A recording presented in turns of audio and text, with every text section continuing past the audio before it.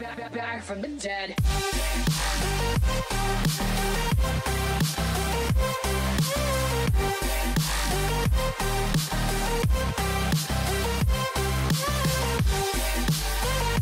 Thierry Ardisson est surtout connu pour ses émissions de télévision. Mais avant cela, il a travaillé dans la publicité et a créé des slogans célèbres comme Quand c'est trop Pico et Ovomaltine, c'est de la dynamique. Plus tard, il a commencé à animer des émissions comme Paris Dernière, Tout le monde en parle ou Salut les Terriens. Dans son émission Hôtel du Temps, Thierry Ardisson a ressuscité l'humoriste Coluche, en accord avec ses enfants Marius et Romain Colaucci. Il avait déjà réalisé un exploit similaire en ramenant la chanteuse Dalida d'entre les morts.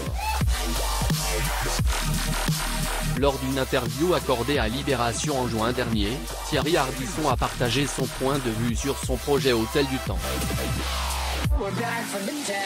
Selon lui, ce projet est important car il lui permet de continuer à s'intéresser à la vie et au parcours des stars décédées.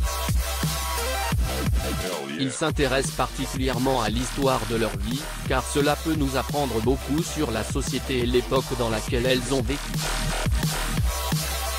Pour illustrer son propos, Ardisson a donné l'exemple de Coluche, qui était autrefois un voyou de Montrouge et qui est devenu un saint laïque.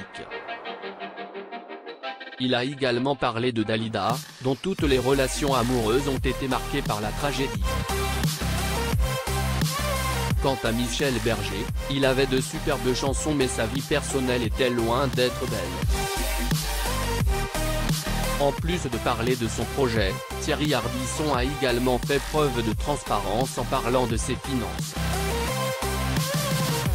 Bien qu'il ne soit pas aussi riche qu'Arthur, Ardisson a affirmé avoir suffisamment d'argent pour vivre jusqu'à l'âge de 106 ans. Cependant, il a également précisé qu'il dépensait environ 20 000 € par mois, ce qui représente un train de vie élevé pour l'un des animateurs les plus populaires de la télévision française. Récemment, il a également révélé son salaire de publicitaire.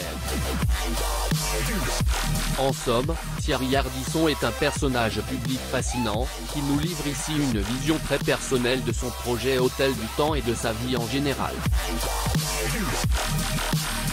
Sa transparence et sa franchise sont admirablement rafraîchissantes dans un monde où les personnalités publiques ont souvent tendance à se montrer sous leur meilleure version.